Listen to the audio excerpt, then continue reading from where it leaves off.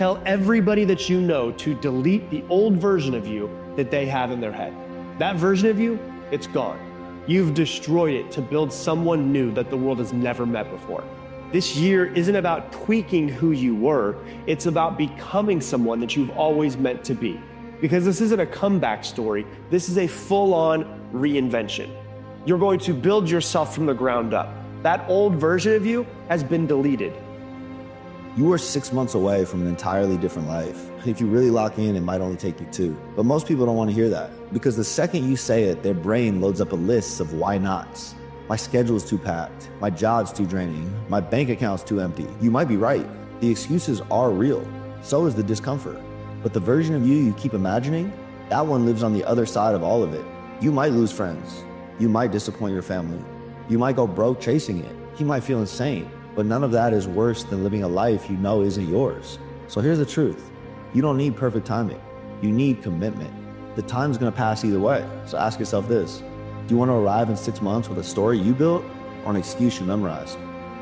You know that thing that you keep meaning to start, bro? That thing that you've been thinking about starting for over a year now, maybe even longer. It surfaces every few weeks when you're in the shower, you think about it on a commute to work, and in those quiet moments before you fall asleep. You've planned it all out in your head more times than you can even count, and yet you've still not started. And every week that passes, bro, the gap between you and that thing gets bigger and bigger. And not because it gets harder, but because you start to convince yourself that you've left it far too long now. But here's the truth, bro. The best time to start that thing was the time where you first thought about it. But the second best time is right now, today, this week, and not with a perfect plan. Because guess what, bro? Everybody starts out like that. Because the version of you that's sitting on this thing is costing you more than a failed attempt ever could. At least a failed attempt gives you feedback, it gives you information. Waiting gives you nothing except more waiting. And you know what that thing is, bro, you've always known. And the only question that's ever mattered is whether or not you're gonna keep letting it only live in your head, or you're gonna finally let it exist in the real world. Start this week, not perfect, just start.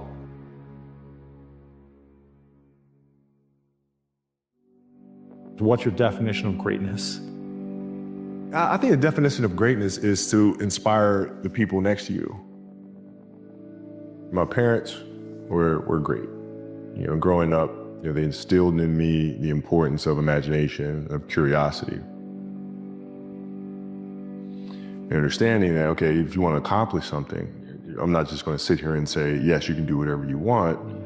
Yes, you can, but you have to also put in the work to get there. You grow up as a kid thinking that all things are possible if you put in the work to do it. You grow up having that fundamental belief. My father was really influential at a really critical time where I had a summer where I played basketball when I was like 10 or 11 years old. And here I come playing and I don't score 1 point the entire summer. I scored not a free throw, nothing, not a lucky shot, not a breakaway layup, 0 points. And I remember crying about it and being upset about it. And my father just gave me a hug and said, listen, whether you score 0 or score 60, I'm gonna love you no matter what. That is the most important thing that you can say to a child. That gives me all the confidence in the world to fail. But to hell with that, I'm scoring 60. And from there, I just went to work. I stayed with it. I kept practicing. I think that's when the idea of understanding a long-term view became important, because I wasn't going to catch these kids in a week. I wasn't going to catch them in a year, right? So that's when I sat down and said, okay, this is going to take some thought. Started creating a menu of things. When I came back the next summer, I was a little bit better. Open shots. Not miss open shots, be able to shoot it with speed, because those kids are so much more athletic. So it's a simple thing of math. If you want to be a great player, if you play every single day, 2-3 hours, every single day, over the course of a year, how much better are you getting? If you're obsessively training 2-3 hours every single day, over a year, over 2 years, you make quantum leaps. Show up every single day, do the work. They're looking at me as if, okay, this kid's soft. Right? He's from the suburbs of Philadelphia. It felt like they could try to be physical or try to intimidate me and do all this other stuff, which they couldn't. Now I'm saying, okay, well, you're trying to attack me. How am I going to attack you? One of the things I would do is, while everybody would be at the cafeteria work, eating and doing all this other stuff, I just go back to the gym. Yeah, I may be from the suburbs, but you're not going to outwork me.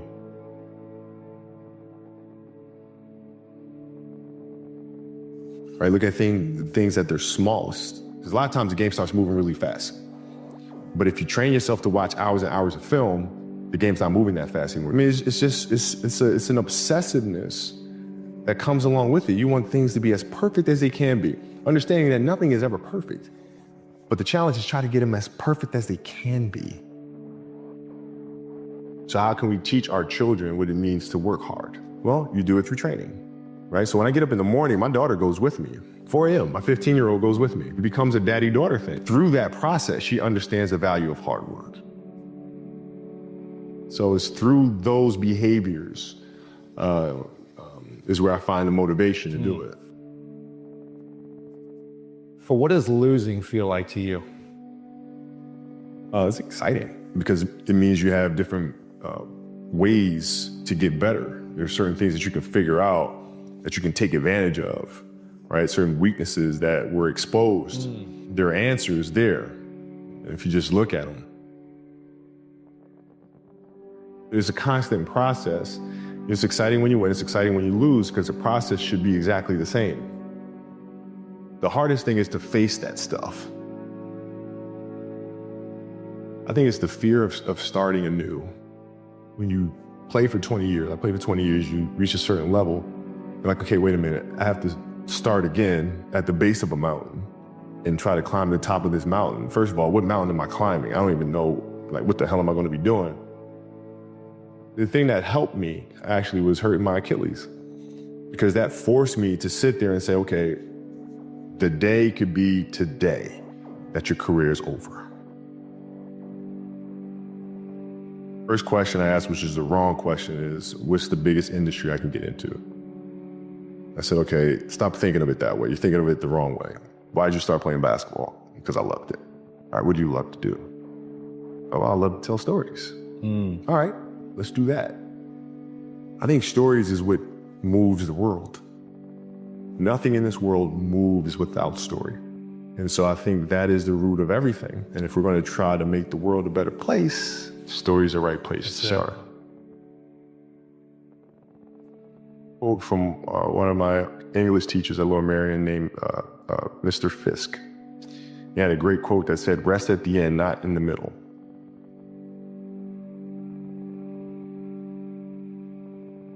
And that's something I always live by.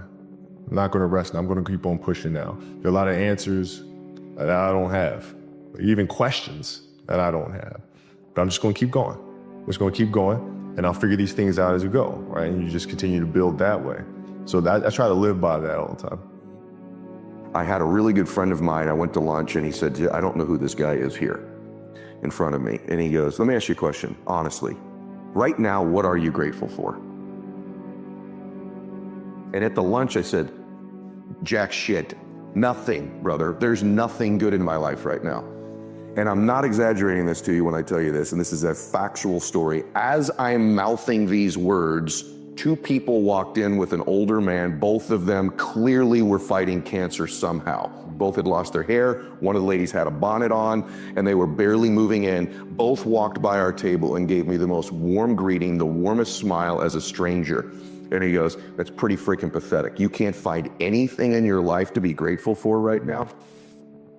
And on the drive home, I'm not kidding you, I started to stack gratitude. I started to take inventory, because if you can find things to be grateful for in that space, man, is your life going to be rich when there really are external things to be grateful for. So my first mechanism out of that space was honestly to stack the things I was grateful for, and I started reinforcing it over and over and over again. And what happens is there's this reticular activating system in our brains, right? And all of a sudden, because that's the messaging I was giving myself, all of a sudden, all these things start to come into my awareness that I'm grateful for. I start to magnetize to myself some people that I needed to find into my life, and that was the next layer. I started to see things to be grateful for. My health, my fitness, people who loved me. And what it did is it changed my state. When I stacked gratitude, I changed what I did in the morning, and I changed what I did in the evening. And so somehow by grabbing control of my morning and by grabbing control of my evening, I got some measure of control over the middle of my day. I was an out of control person back in those days, meaning this: I woke up worried, stressed, fearful, and I immediately start thinking about a bill I had to pay, something that was wrong, and I'm in a state of reaction to begin I'm talking within 6 minutes of waking up, 6 seconds. Most people listening to this, that's what they do. I said, I gotta grab control of my morning, and I set up routines in my morning. Maybe they served me, maybe they didn't, but they were things I could deliver on doing for myself. That which you do not hate, you will eventually tolerate. And I think that identifies most people's lives. In other words, average becomes sort of like this slow asphyxiation. It's almost like an anesthetic. And that over time we become kind of immune and dulled to the average that we're becoming. I know this is true, at least for me. You probably experience it yourself too. And so over time, we sort of minimize where we're at. In other words, I'm a little pudgy instead of being, no, you're a fat ass, right? You don't magnify the degree to which the pain ought to be affecting you.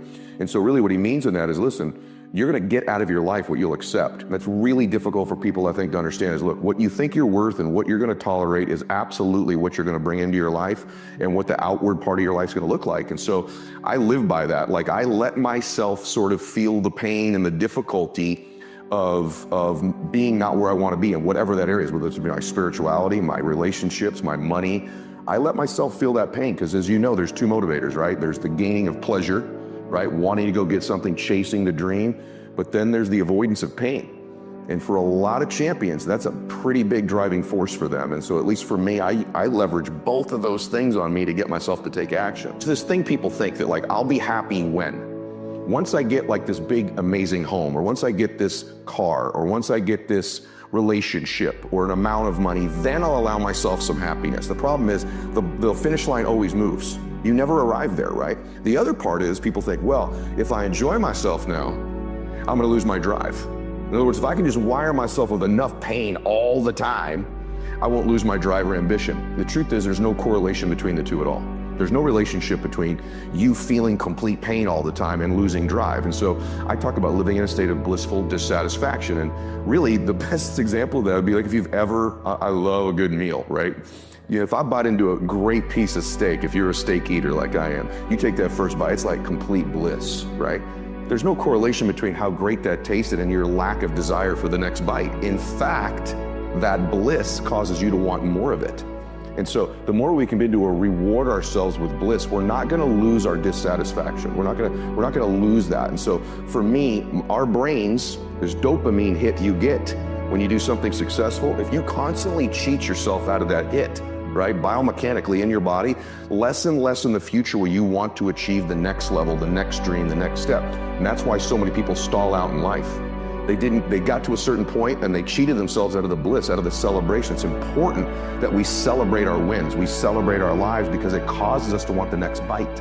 It keeps us hungrier, not the reverse. And so for me, I want to live in a state of being grateful and blissful now, not waiting for some future place or date that may never arise. Self-confidence is really self-trust. So the first thing is, the people I know that are really happy are very self-aware. In fact, the best entrepreneurs I know are very self-aware. They're aware of their shortcomings, right? They want to improve them. They want to get to the next version of themselves all the time. And so for me, self-confidence comes because I didn't have it. And I think anytime you meet somebody like yourself or myself who might now appear self-confident, it's because I really had to find tools and resources because I was so insecure and shy and introverted. So I had to find techniques and resources to build that up in me. And for me, it's very simple. It's the promises that I keep to myself. If I have a habit over and over beginning to stack one on top of the other of keeping promises I make to me, not other people. In other words, the minute you begin to get external in your life, worrying about what other people think about you, right? You've lost all control. And it never fills you up. And people's admiration, people's gratitude towards you will never fill you up. It's your own. It's your own inside. And so for me, self-confidence comes from keeping the promises I make to myself. And the other part of it is being aware I'm doing it. In other words, most people don't give themselves enough credit all the time. They're very aware of these 20% things and not aware of the 80, right? And that's why the dosage is so important too. You've nailed it. It should be 80-20. right? Because people get addicted to this. I'm not good at this. People don't like this about me. I don't feel good. Instead of focusing on the 80 and stacking up, wow, I did eat what I said I was going to today. I did get up when I said I was going to. I made the amount of phone calls. I treated people in such a way I promised myself. It's not just doing those things, it's rewarding it. It's being aware of it and stacking that up.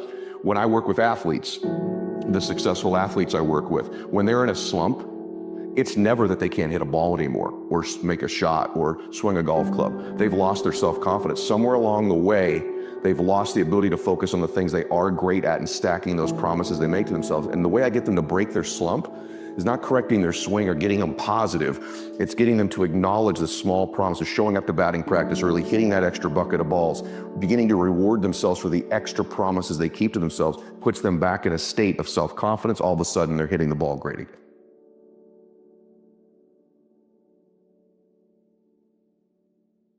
What's the biggest irrational fear that you have besides being unsuccessful? I guess not being enough. Imagine for a second a world in which you are unanimously adored by millions, but you hate yourself. Are you happy? Every man just wants to hear, I know you can be more, but you are enough already. Admit it, you aren't like them. You're not even close. But it seems that the more you try to fit in, the more you feel like an outsider. People who are so afraid of being broken by their feelings that they never let themselves be shaped by them. Not being good enough. And I don't know who for. I don't know who I am scared of not being good enough for or enough for. The sense that you always need to prove yourself, you always need to sort of offer the world something in order for it to love you back. And now imagine a world where you're disliked by everybody, but you love yourself. I propose that self-love you would be happier. You're going to be great, but you don't need to be great. And even if you just stay where you are, I'll be right here next to you. We are all chasing a sense of completion, but we never actually allow ourselves to savor any tastes of completion that we get along the way. Alan Watts has got this idea, if we are unduly absorbed in improving our lives, we may forget altogether to live them. The common feeling that your life has not yet begun, that your present reality is a mere prelude to some idyllic future, this idyll is a mirage that'll fade as you approach, revealing that the prelude you rushed through was in fact the one to your death.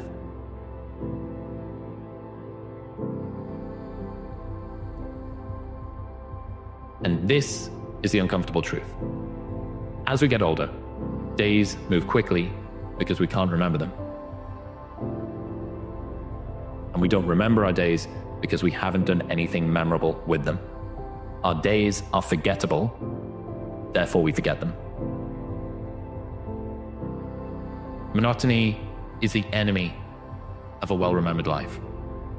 So, in order to slow time down, you have to give your brain a reason to pay attention. Leading a full life means having lots of varied experiences that will later be memorable. This means you need to start saying yes to more new things and no to more of the same things. Saying yes will guarantee that you create some novel and potentially intense memories. Sure, it might be easier to stay on the couch instead of going out, but you know that you won't recall a single thing if you spend yet another night watching Netflix, whereas you will have tons of memories if you go and do something new. Allow yourself to be immersed in the things that you spend your time doing. Regularly plan new experiences, talk to different people, say yes to adventures whenever you can, walk the dog on a different route, visit a new town, eat at a fresh cafe. These are all memory investments that future you will be able to draw dividends from. Each day, you can ask yourself the question, what did I do today that will stand out in my memory? And the more that you can answer this question clearly, the slower your time will move. Eventually, you are going to be looking back on your life. The choice is between viewing a beautiful, varied art gallery stretching as far as the eye can see, or a grey, monotonous hallway peppered with the ghosts of TikTok dances and Netflix series. If you make your life memorable, you will remember it. You're doing this for you. And this is something I've only realized relatively recently, but after a certain level of material comfort, the only person that you need to do this thing for is you. Your conscience knows when you're being honest and when you're not. I think optimizing to make that person happy, that conscience happy, is a really good idea. You should basically be the person that your mum thinks you are, or the person that your younger self wanted as a role model. Brave, courageous, earnest, honest, virtuous, like on fire. There's this quote from the ancient Greeks that says, "Live as though all your ancestors were living again through you." We judge people based on how much life they can tolerate, how much feeling they can deal with and carry and enjoy. And that's something that we should all try and have more of in ourselves, being that person that your younger self wanted as a role model. Fear doesn't keep you safe, it keeps you trapped. Whatever you fear establishes the boundaries of your freedom. So if you're afraid of heights, you stay low. If you're afraid of people, you stay alone. And such a good asymmetry. You can think thoughts at 4,000 words a minute, and you tend to only get paralyzed by overthinking negative outcomes. You're not, I wish, these 4,000 words a minute, they're just all about great things that might happen in my life. Like that's not the way that it works. Perfection is impossible. Roger Federer played 1,526 singles matches across his career. He won nearly 80% of them. But he won only 54% of all the points he played. 80% of matches won, and he only won 54% of every point he played, which means that even one of the greatest to ever do it lost nearly every other point. I think the lesson here is to treat every iteration like it matters and then let it go. Whether it's an unforced error or a perfect winner, it's still just 1 point. One failed relationship, one embarrassing interaction, one late wake-up time. It's still just 1 point. What matters most is how quickly you reset and where you finish in the end, not how you perform just now. And this is one of the best questions, I think, to ask yourself when faced with a decision, which is, what would you tomorrow want you today to do? And the reason it's so effective, I think, is it depersonalizes the decision, helps you treat yourself like a friend you're responsible for helping. It forces you to optimize for long-term thinking instead of immediate gratification. It reminds you that ultimately, decisions are not being made for you now.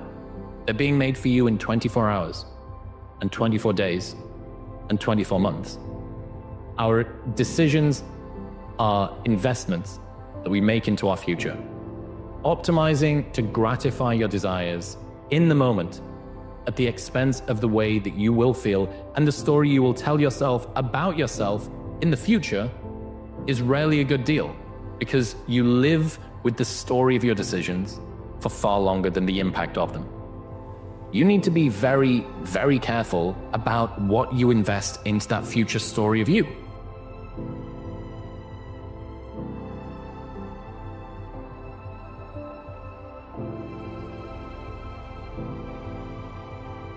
An ode to people who don't believe in themselves. What comes first, belief or action? Do you need to believe that you can do a thing before you can do it? Fake it until you make it is one option, but incredibly hard if you're introspective and have low self-belief and high standards. So what about make it until you believe it? Here are some lessons that I've learned. You can believe you're not worthy of a thing and still attain it. You can be adamant that your efforts are going to go badly and still succeed. You can grip and grasp and fear and it ruin the enjoyment and be totally unwarranted and things still go well. You can have no self-belief and show up anyway. You can want more for yourself without knowing exactly what that looks like. You can doubt the process, question your talent, be uncertain that you're making progress, disparage your accomplishments, permanently feel like you're not working hard enough no matter how hard you work, never give yourself a break, fail to fully feel gratitude, be terrified of never reaching your goals, and still end up in a place that your 20-year-old self could not imagine you'd ever get to. Self-belief is overrated. Generate evidence, says Ryan Holiday. Railing against how hard something is, or how much time it's taking up, or the difficulty, the fact that people around you don't believe you, or that no one's giving you the support that you want, or that you thought it wouldn't take this long. The fact that that is happening is half of the course. It is the price of doing business. It's the cost of entry for whatever the thing is that you're going about, because if it wasn't, it wouldn't be happening. And so much of the pain, as far as I can see, is you railing against the fact that there are difficulties.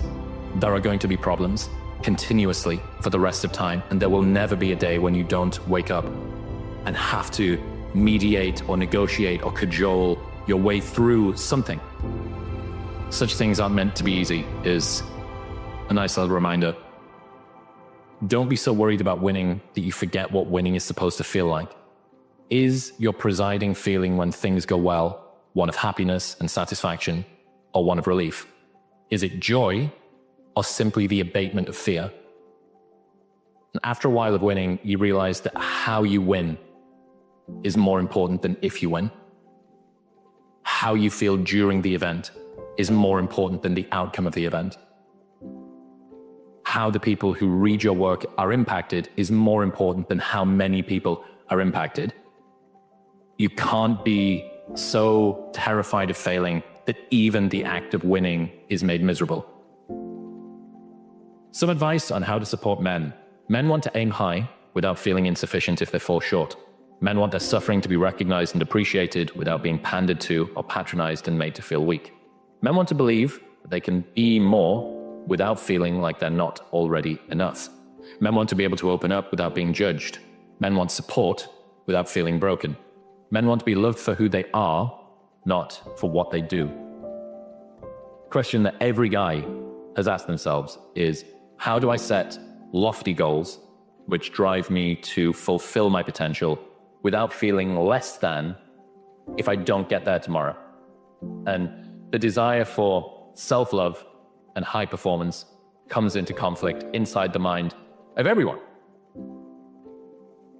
I think most men desire a mix of encouraged self-belief and understanding support. Inevitably, these two things come into conflict. Basically, every man just wants to hear, I know you can be more, but you are enough already. And even if you just stay where you are, I'll be right here next to you. You're going to be great, but you don't need to be great. And I'm with you no matter what. If you, as a person that's close to a man in his life, can say those two sentences to him, I wonder how few men have ever heard that. I know you can be more, but you are enough already. And even if you just stay where you are, I'll be right here next to you.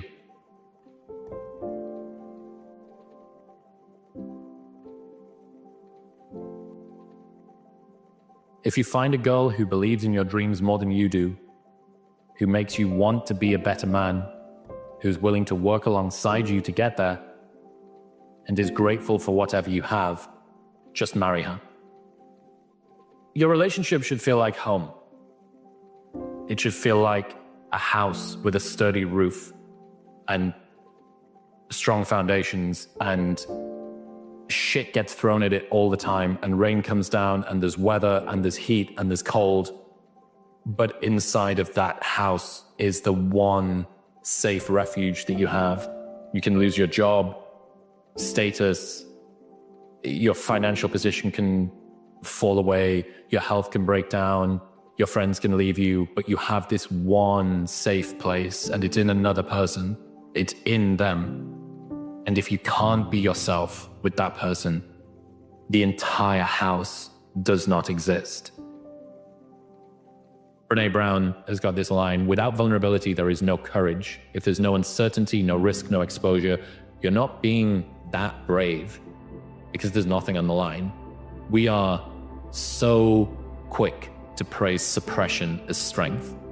We call it control, we call it discipline, we pretend emotional detachment is a sign of maturity. But fully living your life means actually feeling what fucking happens, not just performing composure while something inside of you quietly breaks. Different symptoms from the same disease. People who are so afraid of being broken by their feelings that they never let themselves be shaped by them.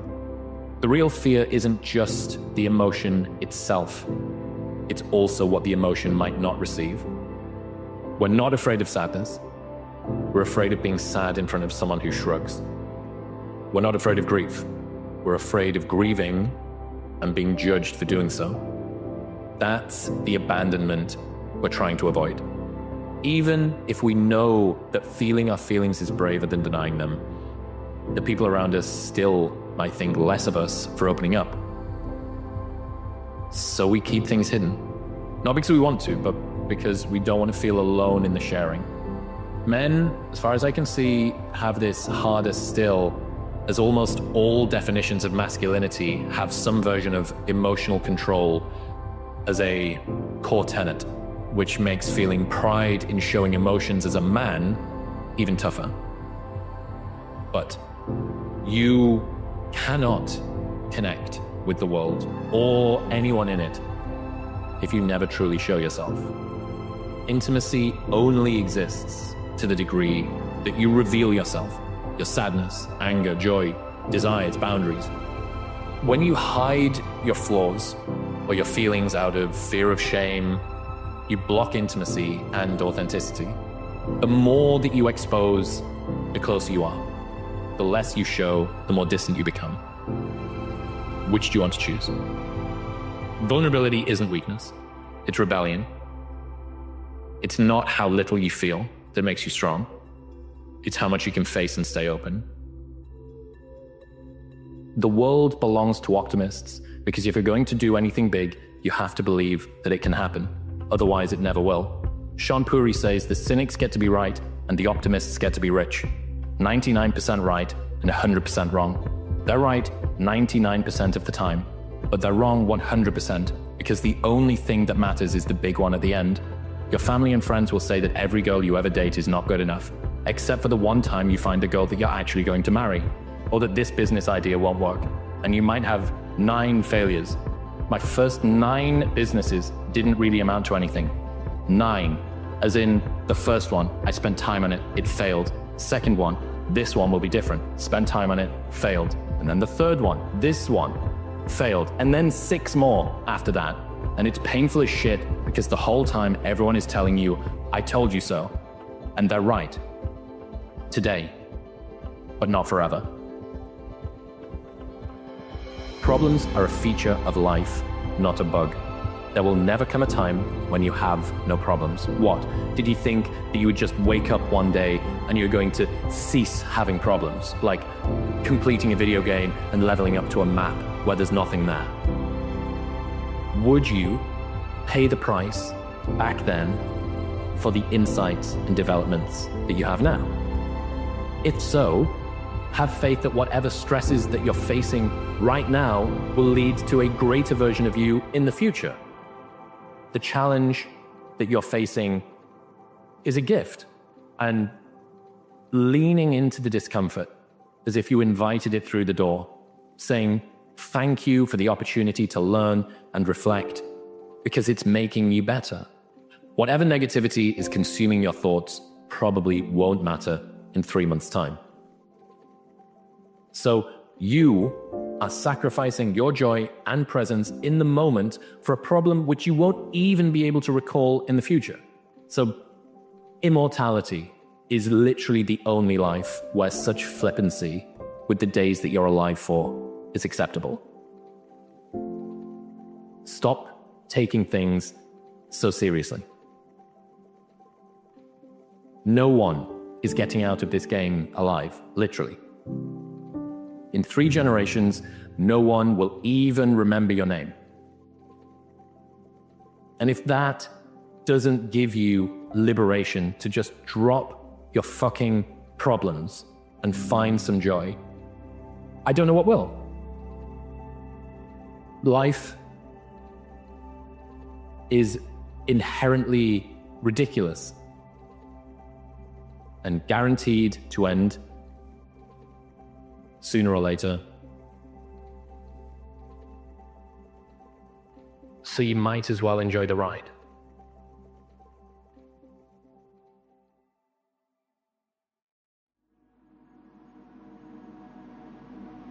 If you want to be great, the burning sensation is you having to accept that you've fucked something up, not as far along in the journey as you want to be, and what you have to learn how to do. If you want to be great, you have to learn to let it burn. And even though your impulse is going to be to turn away from that, to not look at it, to soothe it by saying it's them, it's their fault, they fucked it up, I grew up in the wrong place, like whatever excuse you use to try to let yourself off the hook for not being where you want to be, instead of saying, actually, the power is the ability to let it burn. Not only is it possible, that's probably the best time to do it. When circumstances and situations are pressing in upon us, the only way we can overcome them is to go within, to actually begin to ask very empowering questions with the awareness that this universal presence and its law will answer any question that you ask.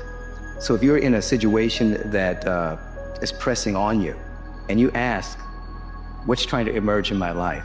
What is my gift to share? What is my purpose? Why am I here on the planet?